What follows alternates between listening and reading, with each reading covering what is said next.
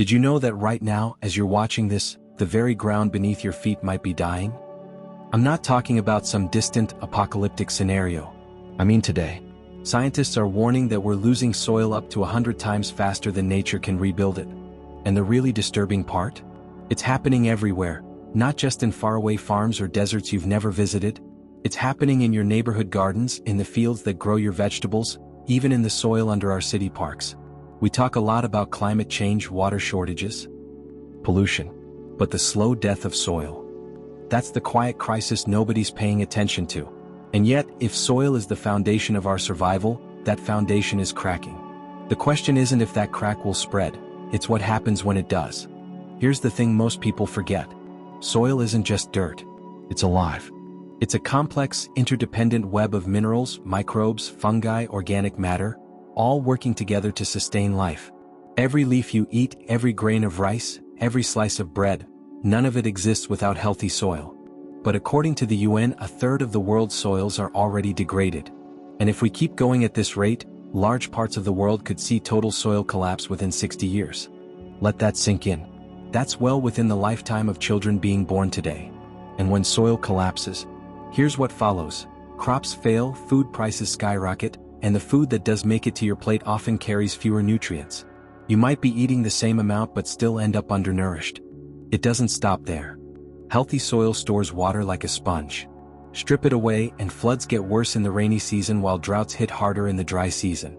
And here's the kicker. Once soil is gone, you can't just make more in a human lifetime. It can take hundreds, sometimes thousands, of years for nature to rebuild just 1 inch of topsoil. This isn't a farmer's problem. This is your dinner table, your health, your economy, your security. We are not talking about a distant threat. We are talking about a slow, steady erosion of our most basic resource. And right now, it's happening quietly in plain sight. If you start paying attention. The signs are everywhere, subtle but unmistakable. Earthworm populations are dropping, sometimes by over 70%. In certain agricultural regions. Without earthworms, the soil loses its natural tillers. Its recyclers, its tiny engineers that keep nutrients moving.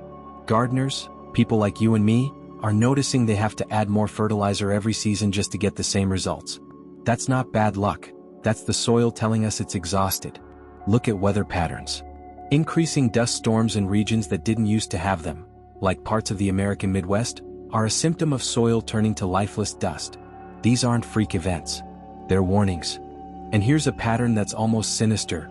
The more soil health declines, the more we rely on artificial inputs, synthetic fertilizers, pesticides, excessive irrigation. In the short term, they prop up production. But long term, they strip away even more life from the soil, trapping us in a cycle of dependence. It's like keeping someone alive on life support while never treating the actual disease. Now you might think, well, I have a balcony garden in the city. I'm safe from all this. But here's the uncomfortable truth. Your potting mix often comes from farmland that's already been mined of its nutrients. The seeds you plant often come from systems reliant on the same chemical-heavy farming practices. Soil health is not a rural problem, it's a global problem. And when you zoom out even further, you see the geopolitical stakes. Poor soil means weaker crops. Weaker crops mean less food security. Less food security fuels economic instability, migration crises, even political conflict. In short, soil erosion doesn't just kill landscapes, it destabilizes nations. The soil crisis is not sitting around, politely waiting for us to notice. It's already changing the way our future looks. Every failed harvest, every dried-up field, every nutrient-deficient tomato, it's all part of the same story. The ground beneath us is both the stage and the script of human survival. And right now, we're letting that script crumble into dust. But here's the part you need to remember. Soil can recover. If we start now. This isn't about idealistic, go green slogans. It's about food on your table 20 years from now. Regenerative farming, cover crops, composting, reducing chemical use, these aren't fringe ideas. They're survival strategies. And they're things you can support even in your own small way. If you have a balcony garden, start with organic compost instead of synthetic fertilizer. Grow plants that protect the soil, like herbs and legumes. Reuse kitchen waste to add life back into your pots. Support farmers and suppliers who put soil health first. Because here's the truth, every patch of living soil matters.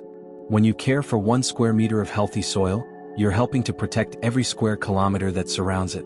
So I'll leave you with this question: will we be the generation that watched the soil die, or the one that brought it back to life? In my next video, we'll go deep into the quiet revolution of farmers who are restoring dead land into thriving ecosystems, and how they're doing it without the world's governments fully realizing the power of what's happening. You're going to want to hear this.